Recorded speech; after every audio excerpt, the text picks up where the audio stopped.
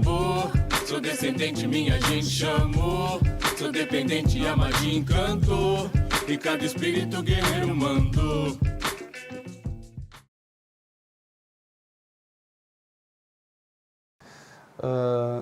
O meu pai, o Rubinei, ele era uma pessoa, para mim sempre foi um exemplo. Uma pessoa extremamente feliz, faceira.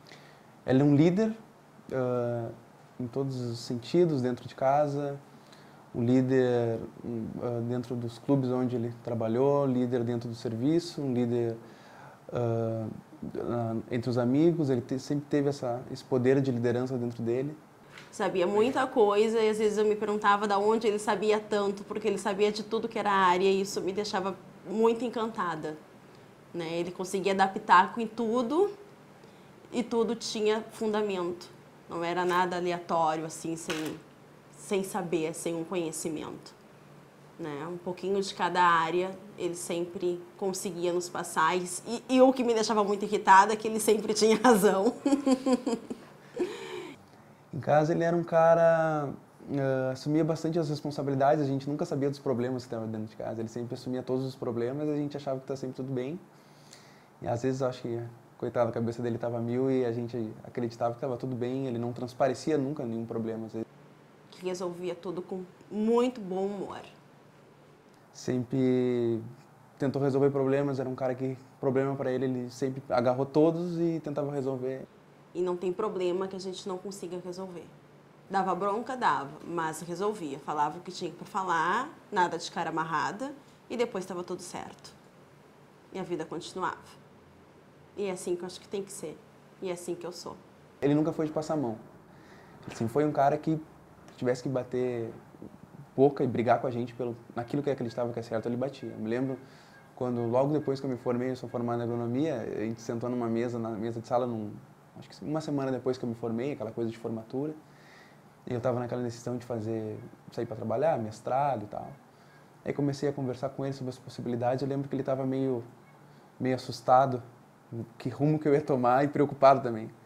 Eu me lembro, na época que estava todo mundo sentado na mesa, ele me deu um puxão de orelha que eu chorei na hora em cima da mesa. E aí fiquei com raiva, a gente ficou com raiva na hora, né? Fiquei com raiva, ele, pô, tá brigando comigo, acabei de me formar e tal, mas no fundo eu sabia que era pro meu bem aquilo. Então hoje foi uma das coisas que foi um puxão de orelha que hoje me fez chegar onde eu tô chegando e aos pouquinhos ir caminhando. Então os momentos que mais me marcam dele, por incrível que pareça, são os puxões de orelha e as brigas dele comigo. Esse último ano eu ajudei num TCC que foi sobre a Dona Cirlei, que foi quando eu me aproximei mais dele, que ele foi a minha pesquisa, além dela, né? Eu fui a ele pesquisar e foi quando eu fiquei mais encantada, porque eu não tinha noção do quanto ele sabia e de quanto ele trabalhava e era importante para o movimento negro. Né? Eu não tinha essa noção, porque ele não trazia tanto para dentro de casa. Eu via os projetos que ele fazia, porque eu via ele sentado no computador, trabalhando direto e mandando, enviando o projeto. Mas eu não sabia do que se tratava, nunca procurei saber. E quando eu fui ajudar nesse TCC, que eu fui me envolver, eu vi que ele sabia muito. E ali eu me encantei mais ainda, porque era algo assim para mim inexplicável. Né? Eram coisas que ele sabia e que ele debatia que eu não conseguia entender de onde vinha aquela força, aquela vontade, né, de fazer acontecer.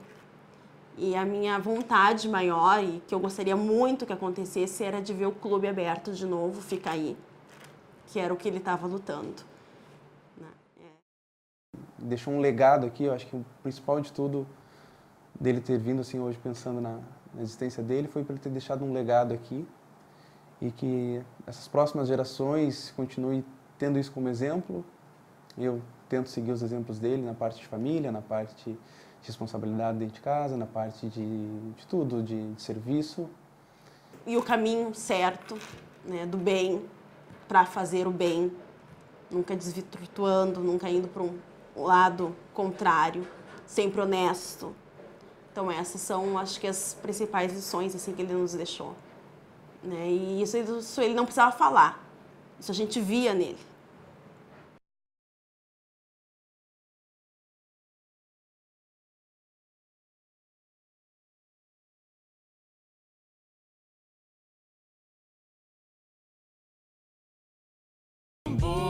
Sou descendente, minha gente chamou. Sou dependente, a magia encantou. E cada espírito guerreiro mandou. O mestre Batista, esse se foi, esse morreu, era um personagem, esse não existe mais. Mas o meu pai, ele continua vivo, tá? Ele continua vivo no meu coração, é nesse trabalho que eu estou procurando fazer. Por cada instrumento que eu projeto, eu sinto a presença dele perto de mim. Foi uma história de amor, né? Um amor eterno, né? Mas que na verdade ele não agia como pai comigo. Ele agia como amigo, ele agia como... ele não tinha vergonha de me perguntar o que ele não sabia. Era um contentamento dele ver o filho fazendo aquilo ali, ensaiando. E ele sabia que um dia o que ele ia deixar para nós. Ele deixou esse legado e isso aí a gente... Porque eu sempre digo, eu sempre falo, inclusive para minha mãe, que as coisas que eu faço, todas elas, eu agradeço a ele. Que de uma maneira ou de outra ele me induziu a fazer. Mas em tudo que ele fazia, eu sempre ajudava, né? E só eu não estava junto com ele quando ele viajava. Ele ia para Salvador, São Paulo, Rio. Mas de lá ele estava sempre se comunicando comigo e eu com ele, né? Se ele esquecia de alguma coisa para confeccionar um instrumento, ele me ligava: Maria, eu estou perdido aqui, me dá o nome de tal coisa. Sempre foi assim, né? Muitas vezes ele chegava em mim com aquele jeitão dele: como é que faz isso aqui, não sei o quê. Aí eu também não sabia.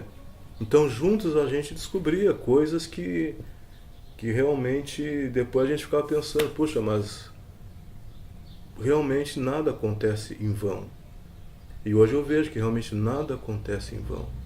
Que a gente está com muita luta, porque nós ficamos sem nada. Nós não tínhamos maquinário, nós não tínhamos modelo dos instrumentos, nós não tínhamos nada. Porque quando ele ficou bem na fase terminal, ele já disse: não quero mais, isso aqui não tem mais nada para fazer, então a gente se desfez de tudo. Quando ele se foi, a coisa que eu menos queria ouvir falar na minha vida era em fazer instrumento.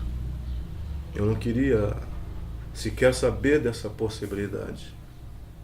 Até que um dia chegou um rapaz aqui de Porto Alegre, muito nosso amigo, que é o Leandro Anton, e ele me questionou sobre a questão do projeto, que tinha um projeto para conseguir lá, mas só que teria que construir o sopapo novamente. E se mostrar preocupado porque a gente não tinha mais o modelo, o desenho do sopapo para construir o instrumento. Que ele é feito a partir de um desenho, né? De um desenho que leva muito tempo para conseguir chegar a essa forma final dele aqui. Então, e naquele momento eu senti uma intuição muito forte, que eu olhei pro Leandro e conversei com ele o seguinte. Eu disse: Leandro, eu vou fazer esse sopapo. Em nome do meu pai eu vou fazer. E acho que foi umas 3 semanas depois, nós fomos a Porto Alegre, numa homenagem que teve para ele por lá, e apresentaram um vídeo, ele falando. E foi ali que eu entendi por que eu recebi aquela intuição. Que no vídeo ele disse: um dia eu quero vir a Porto Alegre para ensinar a fazer o sopapo. E realmente ele vai voltar a Porto Alegre através de mim. Eu me sinto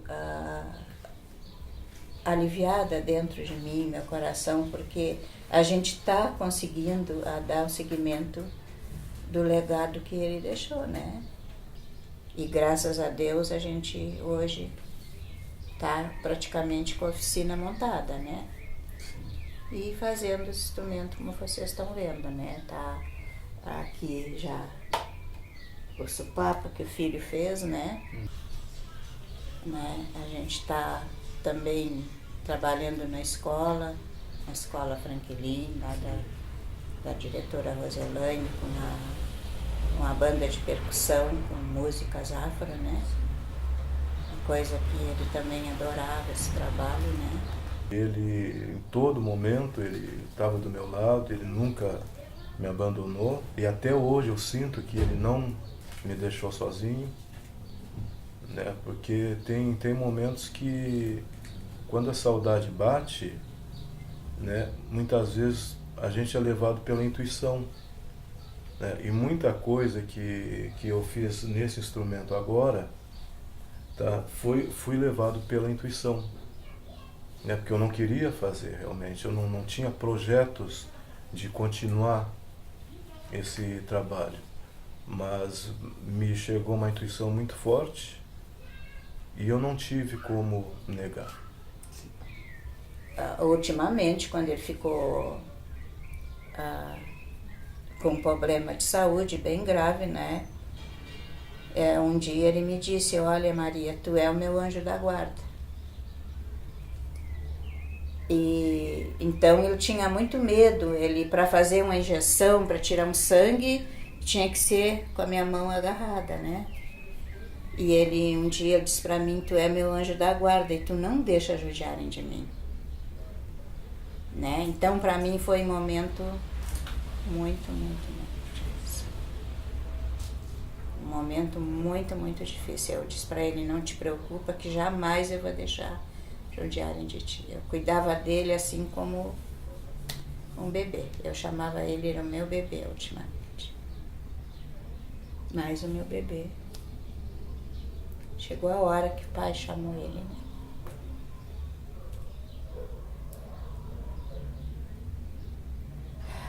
Mas ficou a família, né?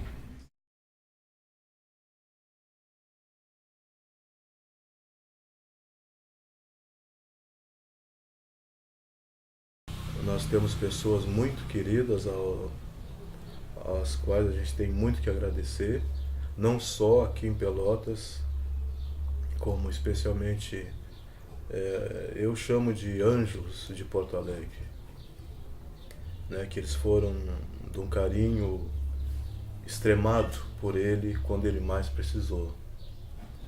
Eu não posso citar o nome de todos eles porque são muitos, né?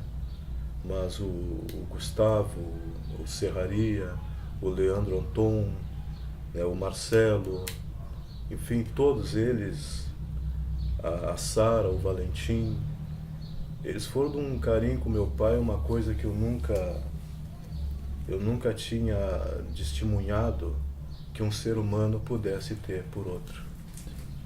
Porque muitas vezes a gente fala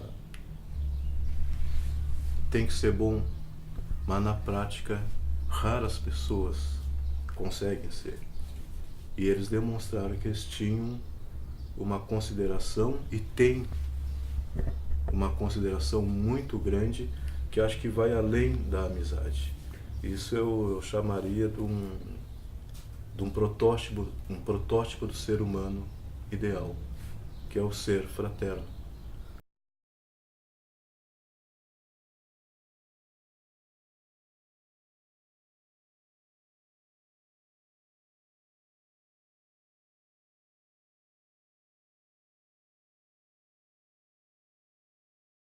De preocupações, tipo querer ensinar as próximas gerações saber se defender. Se depender de nós só fortalecerá. Cada um ensina um caminho pra prosperar. Se for nós por nós, quero ver superar. Na vitória, sinfonia de tambores pra comemorar. Tambor, sou descendente, minha gente chamou. Sou dependente, a magia encantou. E cada espírito guerreiro mandou. Tambor, sou descendente, minha gente chamou. Sou dependente, a magia encantou. E cada espírito